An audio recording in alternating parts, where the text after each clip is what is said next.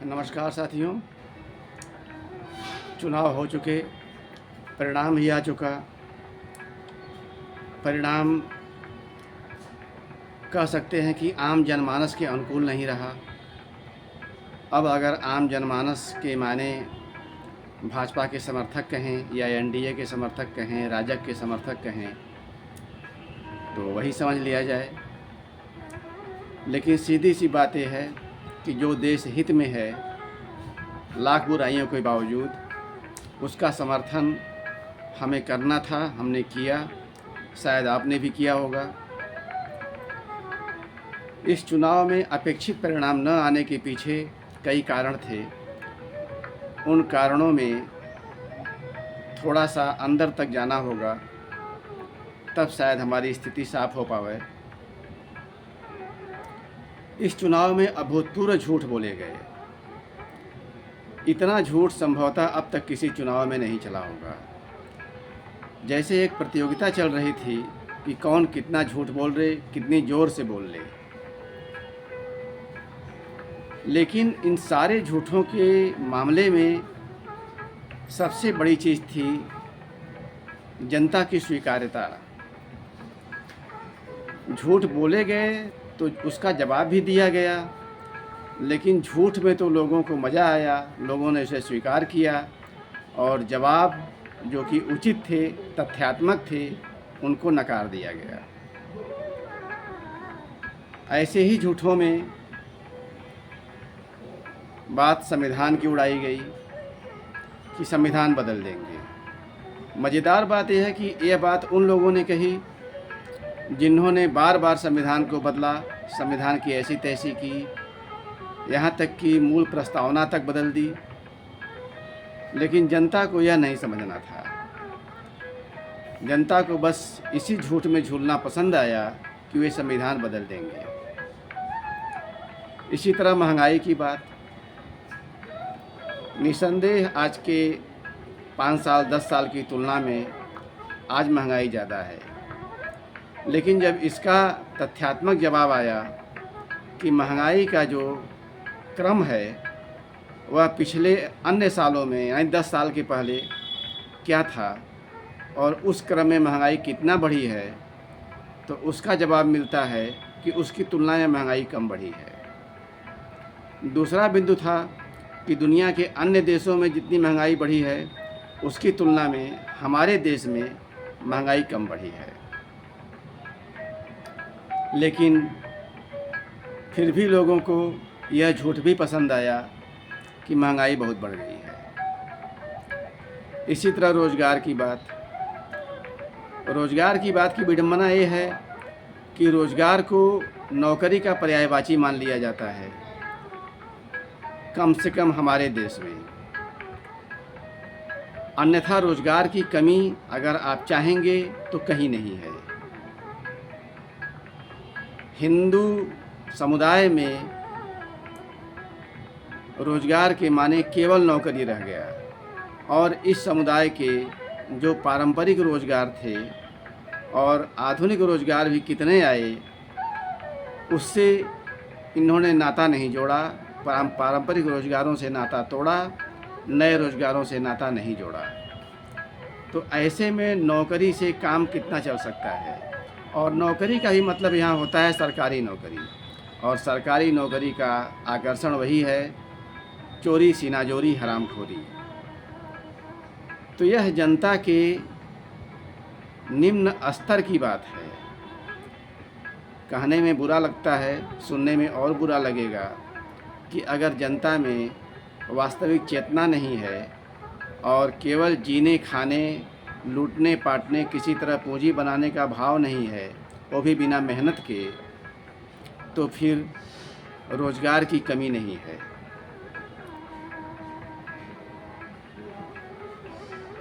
एक चीज़ और यहाँ गौर करने की है कि जैसे ऐसा लगने लगा कि 10 साल के राजग के शासन के दरमियान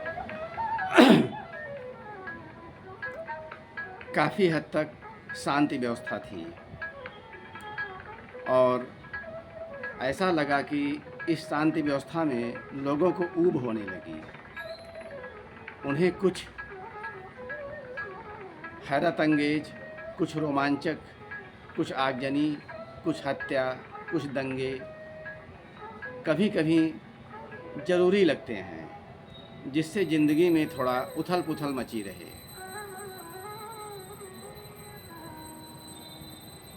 इसी तरह लोग एक बात हमेशा बोलते हैं, बहुत सारे लोग, कि मुझे क्या मिला। हालांकि उनके सामने कहा जाए कि काम तो बहुत हुए, तो उन कामों के लिए वो सीधे मुंह घुमा के चल देते हैं कि काम हुए तो इससे हमको क्या मिला। काम तो देश का हुआ, सबके लिए हुआ। यानी यहाँ देश के लिए कुछ होने से एक आदमी का कुछ खास रिश्ता नहीं बनता, बल्कि कितने लोगों का तो विरोध का रिश्ता बन जाता है।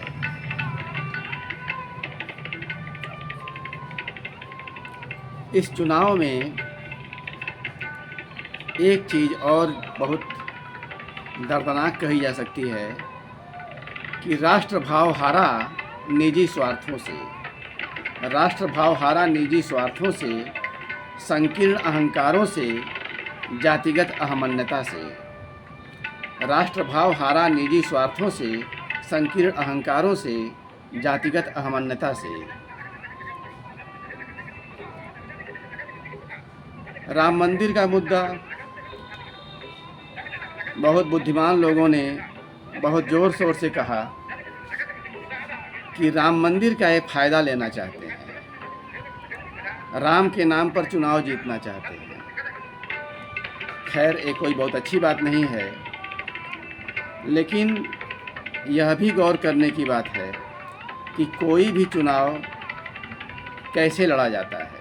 कोई भी चुनाव अपने किसी भी चुनाव में कोई प्रत्याशी या कोई दल अपने पक्ष की बातों को कैसे रखता है।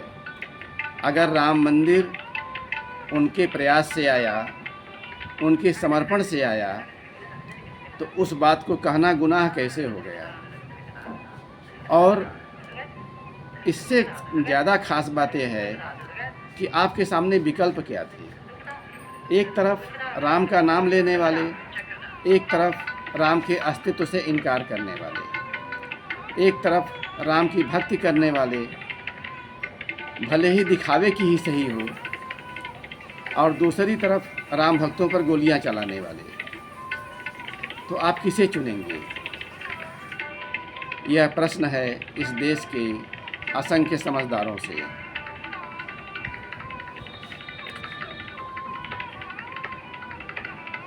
इस चुनाव में यद्यपि सरकार तो राजग की ही बन रही है, लेकिन अपेक्षा से कम सीटें आने पर 400 पार के नारे के ध्वस्त होने से कई तरह की बातें गौर करने की हैं। एक उत्साह कम हो जाता है, और यह भी मन में आता है कि यहाँ अच्छे काम करना, यहाँ देश के लिए, जनता के लिए जीना मरना कोई बहुत मायने नहीं रखता। तो ढेर सारे समझदार लोग इस पाप के भी भागी होंगे कि उन्होंने एक उठते हुए देश को, एक सशक्त होते, समृद्ध होते देश को पीछे ढकेलने में अपनी भूमिका निभाई।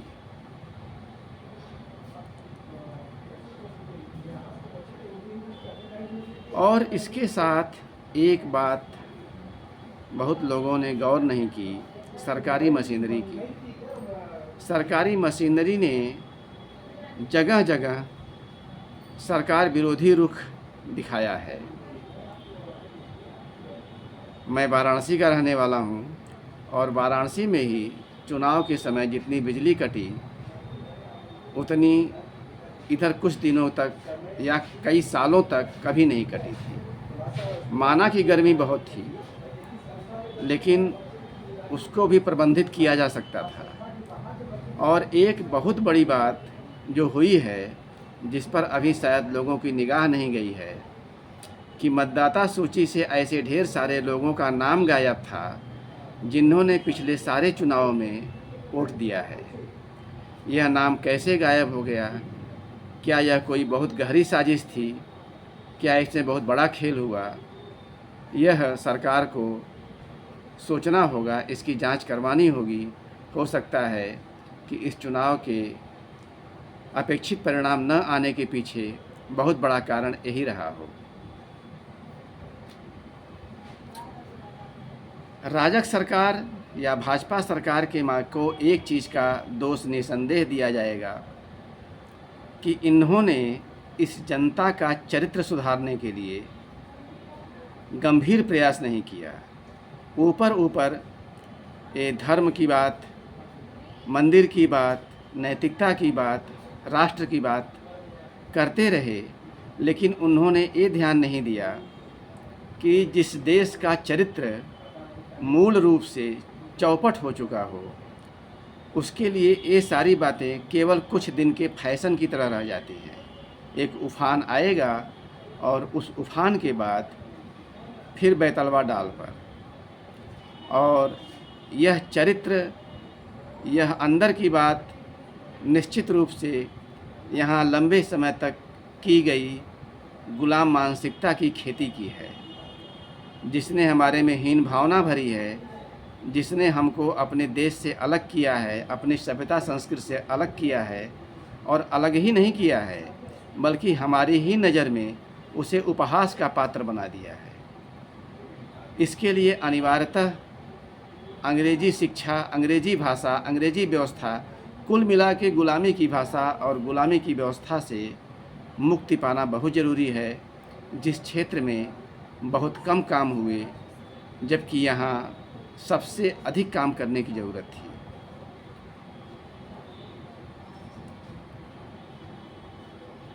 अब यहाँ जनता से ही या ऐसे लोगों से जिन्होंने इस सरकार का विरोध किया, उनसे ही प्रश्न पूछा जा सकता है कि उन्हें कैसी सरकार चाहिए। और निसंदेह अगर यह प्रश्न कुछ लोगों के बीच पूछा जाए, अलग अलग समूहों के बीच पूछा जाए, तो ऐसी विचित्र स्थिति पैदा होगी कि जिसमें कभी कोई सरकार बन ही नहीं सकती, क्योंकि सबके अपने निजी स्वार्थ हैं, जातीय स्वार्थ हैं, निजी अहंकार हैं, जातीय अहंकार हैं। हवाओं में किसी के सारी विनम्रता के बावजूद किसी का अहंकार तोड़ने का दाव है, तो कहीं किसी को सबक सिखाने की भावना है। तो यह भी एक बड़ी विचित्र स्थिति रही है।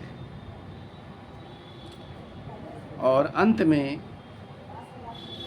एक बहुत दुख की बात है कि यहाँ की जनता वाकई लोकतंत्र के लायक नहीं है।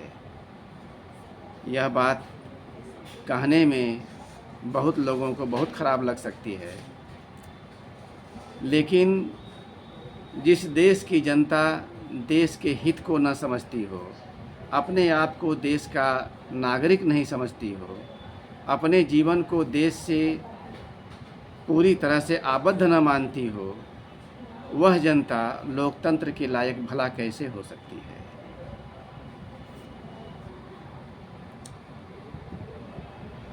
अब फिर सवाल देश की जनता से ही कि अगर वो एक अच्छी भली चलती व्यवस्था को, बुरी व्यवस्था को सुधार करती व्यवस्था को अपना समर्थन नहीं देते हैं, तो फिर वे क्या चाहते हैं? वे अपना स्वर्ग कहाँ, कैसे और कब पा सकते हैं? या फिर यूँ कहा जाए कि वे अपने नरक में ही रहने के आदती हो चुके हैं और उसी सुख में डूबे रहना चाहते हैं। इन्हीं बातों के साथ विदा लेता हूँ। नमस्कार।